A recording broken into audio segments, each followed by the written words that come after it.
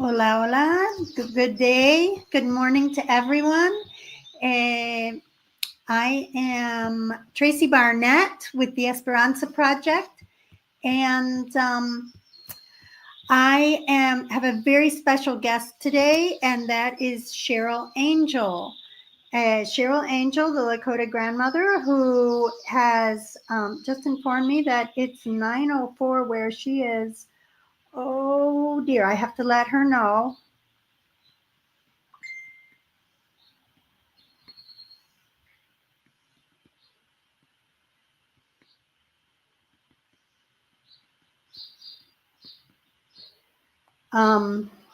Okay, so thank you for your patience while we're getting this sorted out.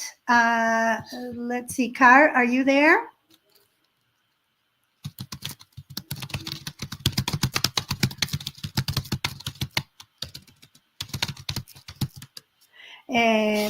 So we're here this morning waiting for Cheryl Angel. Our guest this morning is Cheryl, and she is a sacred activist and a Sichangu Lakota elder. This program today is going to be in English. Vamos a tener el programa hoy en inglés. Mañana vamos a tenerlo disponible en español. Pero tomorrow it's going to be available in Spanish. And if you'll bear with us for just a few minutes while we get Cheryl on the air with us. Thank you.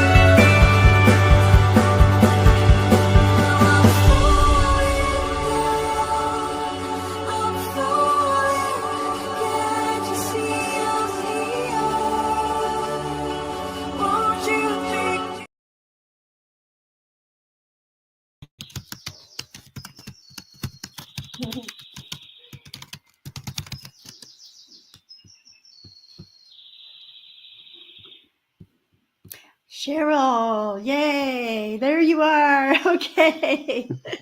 We are now on the air with Cheryl Angel, the wonderful Cheryl Angel, who has just returned to her home in where are you at now? I'm in our ancestral treaty lands in Rapid City, South Dakota, also referred to by treaty as the Great Sioux Nation. Okay, very good. Well, let me start us out here. So welcome everyone. Bienvenidos a todos a Conciencia Planetaria. Today we're going to do our program in English, and tomorrow, 24 hours later, it will be available on YouTube in Spanish. En 24 horas va a estar disponible en español. And I'm Tracy Barnett with the Esperanza Project. And today, 1111, a number with very special significance, I'm so honored to be joined by Cheryl Angel, a Sichangu Lakota elder and sacred activist, a woman who has inspired so many around the world to be more aware of their water, of the lands that we walk on. And she is also a very dear friend since 9 years ago when I met Cheryl at the Call of the Water in, where was it? It was in Bacalar. Yeah, Bacalar. Water. So water has been a big theme for both of us, and we have connected again and again with the water theme and also with the other subject of our talk this morning, which is Mexico, because we are both inspired by the examples and the things that we have learned in Mexico and in Latin America in general, right, Cheryl? Yes. Correct. Viva Mexico. Viva Mexico. Absolutely. Okay. Well, I thought Cheryl was in Mexico this morning, but she just returned to her home. And so that's why we had a little bit of a delay because this morning she is an hour behind. And that time change just happened actually just a week ago. So we're all just getting adjusted. So thank you for your patience, everybody. And so now we'll go ahead and begin the interview. A little bit of background about Cheryl. She was among the first water protectors at Standing Rock. And through that experience and her travels to Mexico, she developed a profound understanding of sovereignty, not just as a political idea, but as a way of life, and one that begins with our relationship to water, which is very relevant for Cheryl as a water protector, and to the earth and to each other. So Cheryl, welcome back to, bueno, I'm going to say welcome back to Mexico, but welcome back to Rapid City, which is also very wonderful. And welcome to Conciencia Planetaria. It's such a joy to have you here. So, you just spent a week in Mexico, is that right? Yes, I was in Mexico with 12 other abuelas, grandmothers from different parts of the world. But it was called the Voices of the Grandmothers of the Americas. And so it was a beautiful exchange of ceremony, of wisdom, of teachings, and it was made available to whomever could attend. It was and I want to say it was in land-based. That was beautiful. Had been restored. It was an old, I think, Boy Scouts area where they did training. Oh, in Mestitla? Were you in Mestitla? Yeah, that's where the last Vision Council was, in Mestitla. It's beautiful. In Tepoztlan, yeah? Yes. Yeah. Just so beautiful. Under these incredible cliffs that kind of like guardians, no? Yep. Yeah. They're definitely guardians. It's a beautiful, energetic place to have ceremony. Yeah. Well, tell me a little bit about how did it feel to be back in Mexico again? After how long? It's been years. I was there just before COVID started. We went on a journey through the mountains, the northern mountains of Mexico, and we were in Guadalajara. We were also in Nayarit and a couple other places. Yeah. So that last time when you came to see me and we went on that trip with, that was your last time in Mexico? Yes, that was my last time in Mexico. Oh, well, that was 5 years ago. That was in 2020. Yes. Yes, that was just as the pandemic was starting, and it was incredible. That was an incredible journey. We went all the way we drove this incredible epic journey to let's see if I can remember. We went to Zacatecas, and then from there we took another bus to Huejuquilla, where Susana Valadez has her Casa Huichol center, a cultural center for Wirarica people. And then together we went to the beach. That was fantastic. Yeah, we went to what's the name of Diane's community there? I'm blanking out on beautiful eco village right there on the coast of Nayarit. Yeah, that was wonderful. Really nice memories.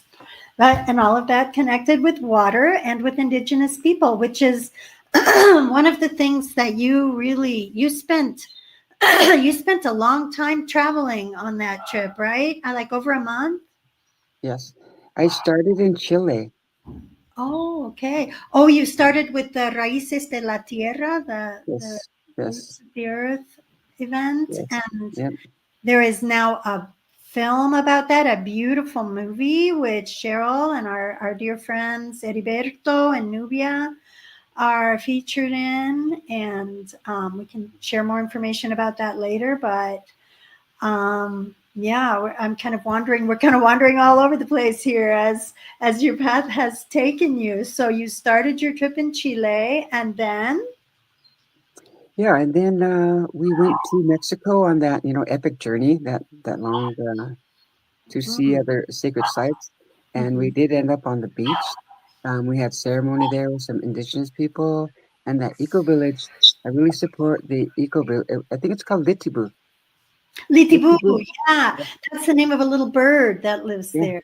Yeah, Litibu. So they want to turn that over and put it into the hands of indigenous people. And the original owners or the original builders had actually been traveling to different parts of the world because they came from the 60s and they believed at that time, there wasn't a lot of support for international third world indigenous communities. So they devised a plan, and they carried out the plan for, I don't know, 20 years, and they vowed each summer to go to separate locations. This group did because they were couples. They would go to these separate locations in Asia, Mexico, and they would help them build a community project. And the community project usually took about 3 to 5 years. And then they went to another indigenous community that needed services such as clean water or a school or permaculture or housing, whatever the issue was. They did their best and they worked on it. And every summer, that's where they spent their lives. So they have a lot of wisdom, a lot of respect for indigenous people. And then after 20 years of doing the work, they said, why don't we build an eco village of our own and then invite indigenous people there? Wow. And that was the story of Litibu? Yeah, that's the story of Litibu. About that. Yeah, wow. They were international indigenous supporters, and they went into these tiny rural areas that needed structural support. Wow. And the people, story. And the people did it using their ancient technology and their ancient wisdom, and then they took that technology and that wisdom to Litibu. Wow, that's a beautiful backstory that I feel like I should know that since I spent that time there with you, but thank you for sharing that now. Yeah, and so they pretty much their retirement age, and now they want to transition make it into like a quasi form of land back, because they want them to steward the land. Yeah. Okay. Well, so our producer, our wonderful producer, Car, is sharing some photos with us now. And what we're seeing are photos from Standing Rock. And most of our English speakers, I think, know about Standing Rock, but just briefly, Cheryl, I'm going to ask you to say in just a few sentences what was Standing Rock to help orient those who aren't familiar with it. And then if you could, we will come back to Mexico for sure, but let's start with Standing Rock, since that is where I first became aware of you and where a lot of the world first became aware of you. So tell me about that. What first brought you to Standing Rock, and what did that experience awaken in you? Yeah. Well, I want to backtrack a couple of years before Standing Rock, because in my community, the Sinchangu Lakota Oyate, my tribe, we had a prayerful resistance camp that we set up in 2014, and it was there for 2 years. And it was Sinchangu Wichoti Iyuksha. And we had set that up to defend the Oglala Aquifer from the building of a pipeline by KXL. And it was a Trans-Canada pipeline. And Okay. at that camp that we sent up, we lit a sacred fire. All of the spiritual elders came, and each of them said a prayer. The community was there. It was a big feed, a big prayer, and we set up, they created a bundle, and then they created an altar. And that was the beginning of my water protection activity, I should That say. was the first resistance camp, Yes, wasn't it? it And was that the was first in what year? Like 2014? 2014. So Yeah. I spent there off and on for 2 years supporting that camp. And when we finally closed it in 2016, at the end of March, we had the second anniversary. And then the next, on April 1st, just then a couple days later, Sacred Stone opened. Right. And Sacred Stone followed the same format that the Sinchangu Choti Oyuksha camp had started. And that was that they brought all of the spiritual leaders there in prayer, and they set up a resistance camp. And so Right. a lot of the knowledge that I took from the Rosebud camp, which is, the short term for the Sinchangu Lakota Oyate, the people call us Rosebud. So so there was a handful of us that maintained that camp. Um, And we were at the beginning of Standing Up. We moved from one camp to the other camp. So that was how I ended up in Cannonball, North Dakota at the Sacred Stone Camp. It was, Mhm. that's I how I, remember. I remember this story very well because I was at Standing Rock too, but not for very long, and I didn't have the privilege of meeting Cheryl at that time. But I did hear about her, and I heard about the resistance on the backwater bridge, and the whole story was just incredible. It impacted my life so much. And so when I met Cheryl, I asked her for the opportunity to interview her, and we did a couple of different interviews, and that interview is available on the Esperanza Project page, which I believe that Cara is going to show us here in a minute, but also we'll include that in the links afterwards, and that will tell you in great detail about what happened there. yeah, So yeah, so I interrupted you, but go on. yeah. So Tracy, so what I was going to say is that, so when I went to Sacred Stone, um, I had this skills. I had skills that I gained at the Rosebud Camp. We focused on outreach. We focused on creating alliances. We focused on telling the story. And then, of course, the dangers and the basics of what a pipeline is, what it carries, how it's built, the chemicals that they use, um, and then what was truly what they tried to hide from the people is that they were only going to be there for a limited time after the building of the pipeline. And should anything happen to that pipeline, then it became the responsibility of the landowners. And that wasn't told to people up front. So we did research, and we shared information. And the outreach that we did created alliances worldwide. And that method or that formula, I want to say, that strategy worked, because a few years after we shut down the camp, then we moved into the legal phase, and these alliances with other tribes and with other countries, other nonprofits. Um, we beat the KXL Keystone Pipeline. Yeah, that was such a powerful thing.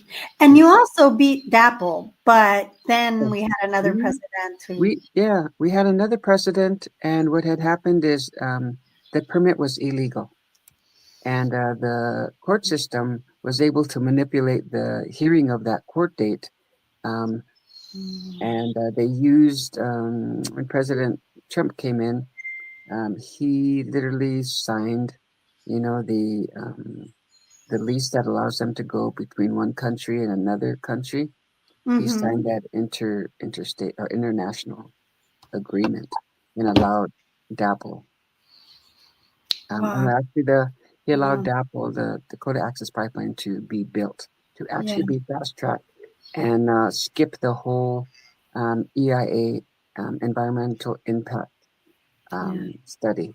He allowed that to go through without even following that, and that was the last thing Obama did before he left office. Is that he said that we need to do an environmental impact study. Mm. And so that Just study was never done. The court hearing was held after the pipeline was built. We were forcefully removed.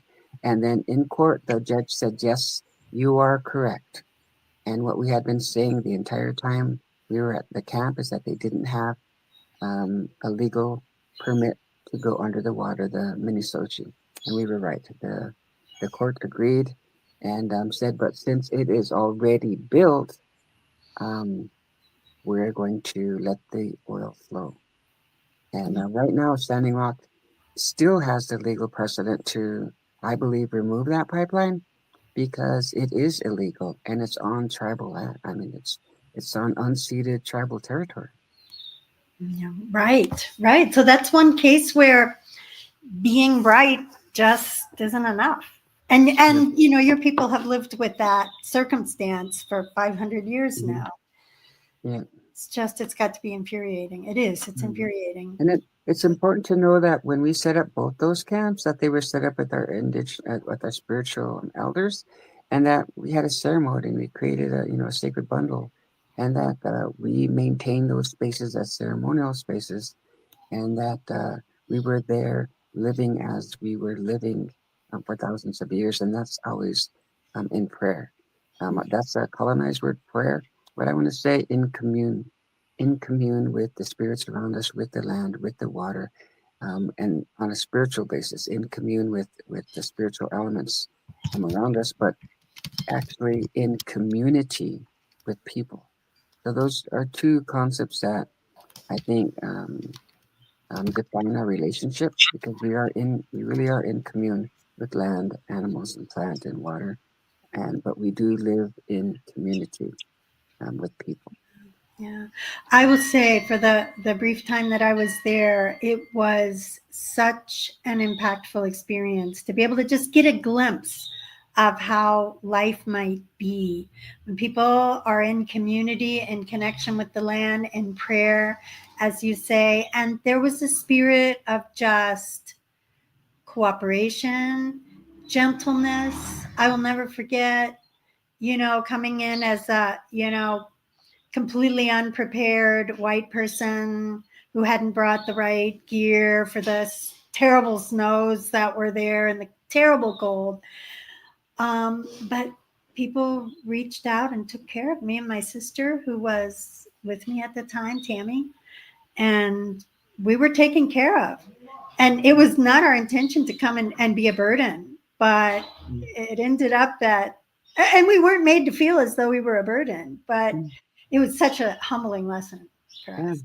Well, so when I was at 2 years in Rosebud, we prayed and we kept a sacred fire lit, and we prayed and we continually asked for help. We asked for guidance. We asked for um, everything, to stop the KXL pipeline.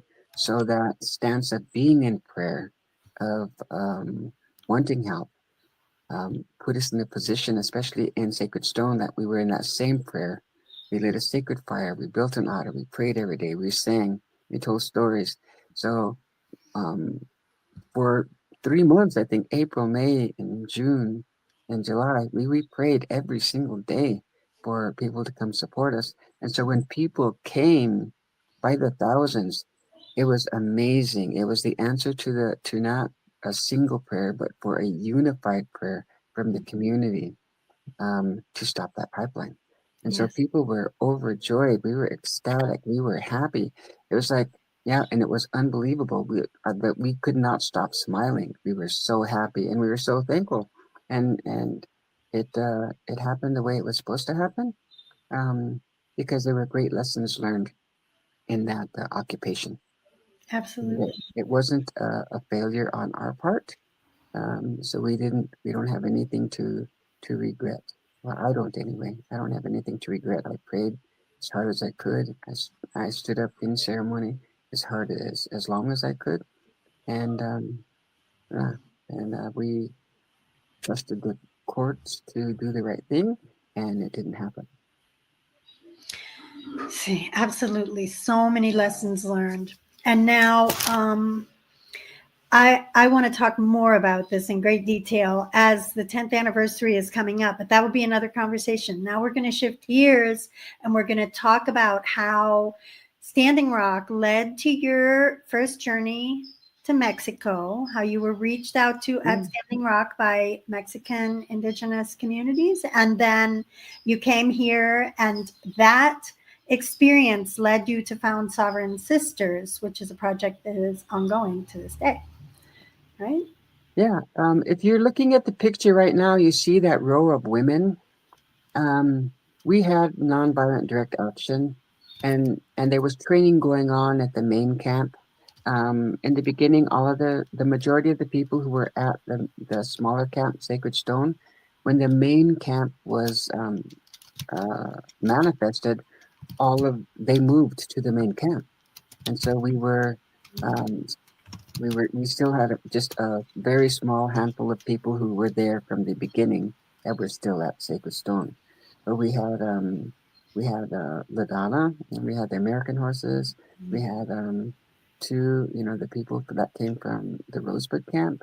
Well, actually, Rosebud set up their own camp. We set it up right next to Sacred Stone. Ah, right. In I remember. Yep, in solidarity, and then over 400 tribes came and set up their camps in solidarity. And that's what started me on my journey to travel everywhere, because they each brought a flag and a letter of support to stand in solidarity with Standing Rock. So that was the first chant that all of the youth were posting, was stand with Standing Rock. And people were making posters, they were making T-shirts, they were using the internet, they were using social media, and that social media campaign took created a ripple effect around the world. People felt it. They could literally send that energy in a message, a video message, and people felt it, and they showed up by the thousands. The indigenous people, probably the biggest gathering that we've had in centuries. You know, so Yeah. there were over 400 tribes here, over 400 um, Mhm. 400 flags. And if you look for pictures on the internet, you'll see pictures of the flags of the tribes who came to support, and even other countries. People from other countries came and they brought their flag too. Mhm. Um, and it was those flags that one day really, really spoke to me. It touched me to see all of those flags, and it was a moment of clarity for me. It happened like at dawn. We were driving into camp from the Black Hills concert. We had a Black Hills concert to return to Black Hills. That was the original goal, is to have a youth concert for the youth for 4 years, to have this concert. And they did. And I went on the third year, I believe, maybe it was the third or fourth year.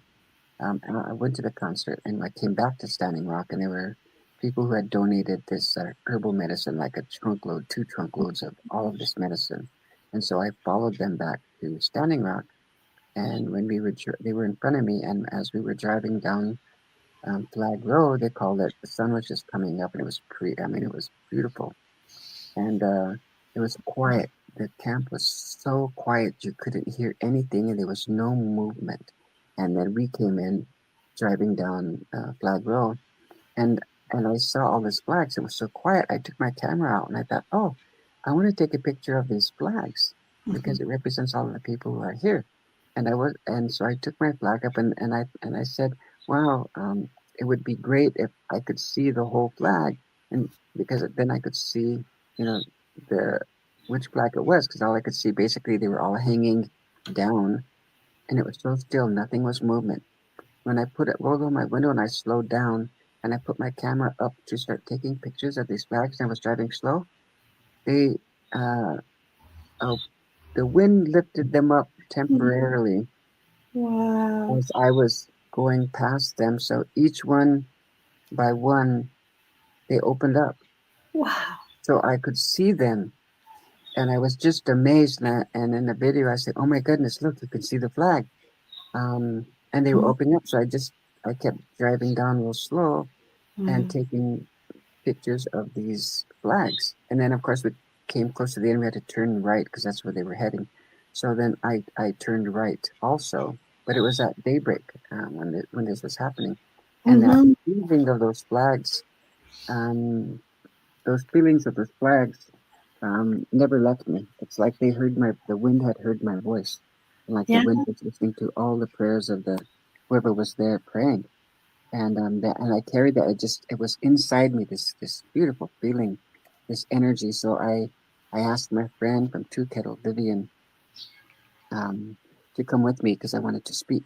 And I spoke, and that's where I met Diane and the owners, one of the residents of Litibu, Diane and Salvatore. They were sitting around the fire when I went to the speaker, and I had Vivian with me, and I prayed and I said that I recognize, the flags, the tribes that came to support us, and that I made a pledge that that it should be reciprocal. So they were in solidarity. They came to us to support us, then and gave us a letter. Then we should also reciprocate that effort to protect water on their lands. So I Mhm. made a pledge to support their efforts to protect their water. If I was ever called, I would do that. And Mm. then after that, my things changed. Um, I'm sure it wasn't recorded, so it's probably not on anybody's video. But Diane and Salvatore heard me. They heard my prayer, and they came up and they talked to me, and we've been family ever since then. Mm. Since Standing Rock, and they have been very supportive. They had we had a little bit connection on Blue Water Creek, and it has to do with a massacre there, but we really became family in Standing Rock. Mhm. Wonderful. I I knew you had a special relationship with water, Cheryl, but that story makes me feel like you have a special relationship with wind as well. Yes. Yeah. Well, we have 20 minutes. We got a late start, and we have so much more to talk about. I have a feeling we're going to have this is going to be one of several conversations. We're going to have a series, but I would like to talk about sovereign sisters, and one of them I just saw a comment from. That's DL, who just sent a sweet comment. I'm not seeing it on the screen anymore, but yeah, DL. Thank you for being there. Thank you for also supporting all these years and the great work that you have done and supporting the Esperanza Project as well. I really want to acknowledge that. And thanks to Sovereign Sisters, which Cheryl is going to talk about next, I was able to meet both DL and Diane, who are two women who I've learned so much from. But so you were in Mexico, and then somehow you were inspired to found the Sovereign Sisters. Can you tell us that story? Yes. Um, I met a. I was. I participated in this ceremony um, in deep Mexico, the southern part of Mexico, and it had to do with Pleiades. So Pleiades, there's a ceremonial place in Mexico that honors Pleiades, and it has an altar, an ancient altar there. And so when Pleiades was right above this altar, there was this ancient ceremony that they always had to honor Pleiades. Well, I got invited to that ceremony, and at that time, I had finished, I think, 4 years sun dancing um, on my reservation, and I had received from my partner these ancient stones called the Seven Sisters, and he had received them from a well-known spiritual leader from our reservation. And Mhm. so they were called the Seven Sisters. And so I thought, oh my goodness, they're having the Pleiades Seven Sisters ceremony, and I got invited to it, so I'm definitely going to go. And I took those stones to the ceremony, and I put them on the altar. We made a beautiful altar, and it's just people from all over the Mexico came and other countries, and we had a ceremonies and we to honor Pleiades and to keep the world in balance, um, and to acknowledge all of the gifts that we have received from Pleiades. Wow. That was Was that at Palenque by chance? it. May have been, but it's Ah, the altar was there for Pleiades. That's it could have amazing. been. Is Amazing. but anyway, it was amazing. It was super hot, and I met Gladys Sanchez. Mm. Gladys um, is amazing force. She's a spiritual woman, and she is like this. She reminds me of a she has the curiosity of a child because Mm. she wants to know everything. And at the time, she could hardly speak English. And so when I met her, and she introduced me to the elder that she was supporting, that was teaching her, um, they wanted to come to America, and I didn't think at the time that it was going to happen. But that what they made clear what their intentions were. That there were the places that they need to go pray at, and one of them was. So she didn't speak very good English, and I said, okay, I will agree. What we you teach me Spanish, and I teach you English, and she can speak English really well, and I can hardly speak Spanish because she was more energetic and enthusiastic, and she made it really clear. Made me repeat everything I was saying in English until she got it, and I should have been saying, "Repeat it to me in Spanish. Repeat it to me in Spanish." But I was so accustomed to her just interpreting that it was much easier and it made more sense. It was quicker, and we eventually drove through Mexico Mhm. with this elder because my father's people are from Mexico, and so he Mm. had died in America um, after having a son, which is my dad, and so I went back to Mexico to find my people, my father's people, my grandfather's people, because he never went home. So I Wow. told that story that I'm carrying his bloodline back to Mexico because he never made it home. That's how I met Gladys. And with Gladys, she took me to these communities where I saw women in Oaxaca after the earthquake. They were making their bricks to rebuild a community. I went to another community where all of these women had formed a co-op to support the women, um, their beadwork and their sewing skills, and they were making these beautiful shirts, beautiful dresses. I went to every community I went to had women working together to um, enhance the community, to meet the needs of the community. They were, and it was amazing. I thought, oh my goodness, the cooperation between these women is unbelievable. We Mhm. went to a family taking care of turtles, the eggs of the turtles. We stayed at them and we supported them. We went to a community where they had midwives to train midwives, and a clinic for women to come with their husbands and birth their children. And when I saw all of these examples of what sovereignty looks like, and it looks like, the care and the love of community. It's like using the wisdom of your grandmothers and your grandfathers that have been passed over the centuries for wellness and for that's actually ancient knowledge and ancient technology, but it comes from compassion for each other. It comes from treating each other with dignity and you know, finding their place in community and respecting them and recognizing them and empowering one another. And speaking of Gladys, there she is right now on that photo, that beautiful photo of working with the woman on the weaving.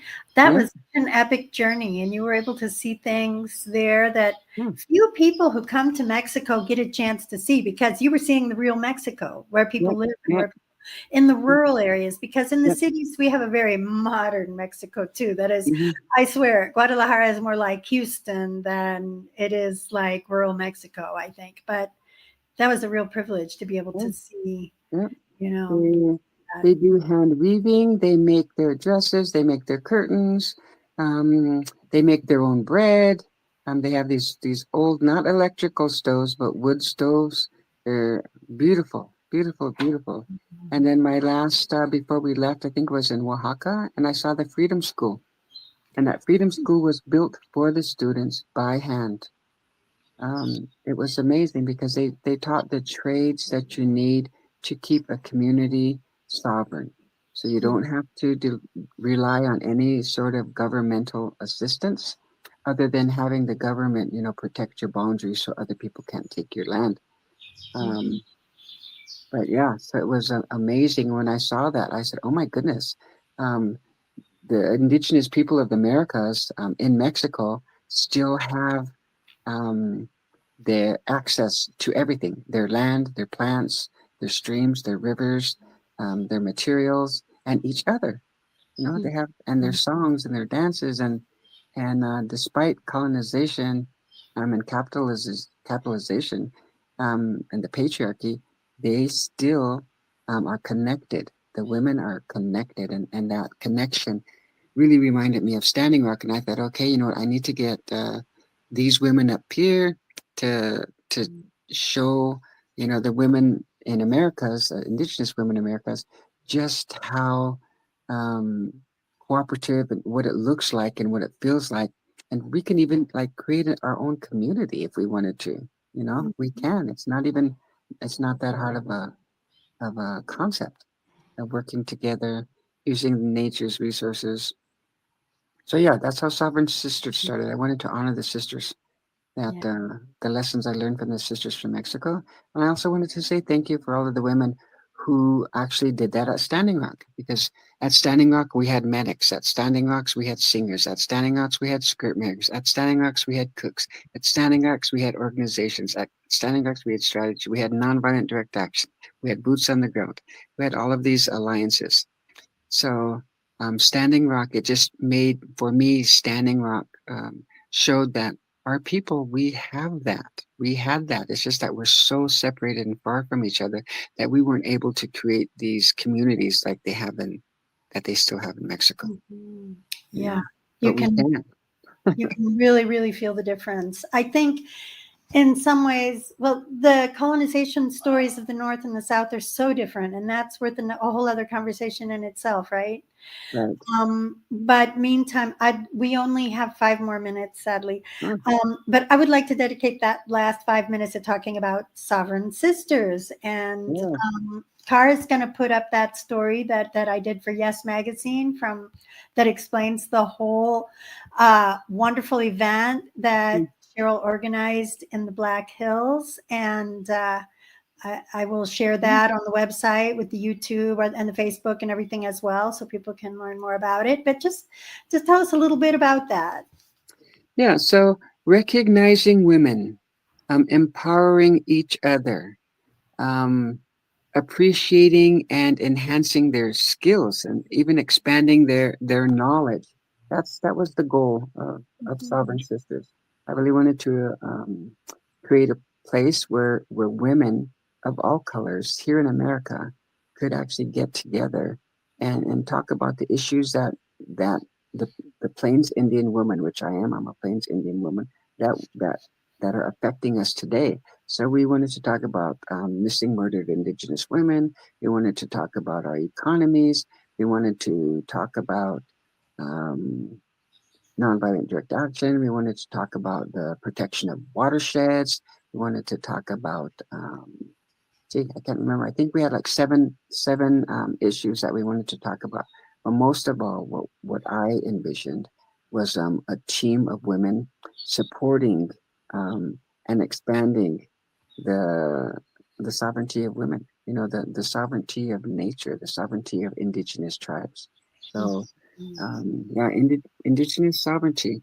It's a way for our reservation communities to get back on track, because our reservation communities now are mostly colonized, and that colonization doesn't take into account our culture, our ceremonies, and our ability to govern in a more indigenous way. It's basically a copy of the Constitution that's slapped on, and it's like a boilerplate, our self determination. So that's really what I wanted to do. I wanted to empower so that we can really become sovereign, so that we can determine our own futures. You know, we can use our own knowledge. We can share knowledge across the Americas. That's what it was about sovereignty. And it was, for us, I had to research what that meant, and ultimately it meant being a good relative. You know, being a good relative. I'm not taking more. I'm not taking up all the space. It meant giving other people space, other women space, giving them their space, treating them with dignity. You know, because we have a lot of issues in our communities, our tribal communities, that women are working on. So, Sovereign Sisters, we have a group like that here in Rapid City. It's not called Sovereign Sisters, but we do it's a women-led, and it's a strategy, and it's to meet community needs in the form of mutual aid. So we feed people, we register them to vote, we help them whenever we stop evictions.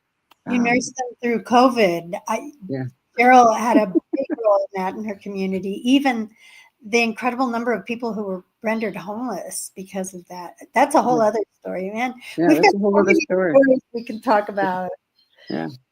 But Yeah. so Sovereign Sisters is happening again. It probably won't happen in America because of the current administration, and so many visas are not being approved. At the UN, the vice president of the Indigenous Forum was not even given a forum. So the UN that they had didn't have a lot of the Indigenous people that needed to be there.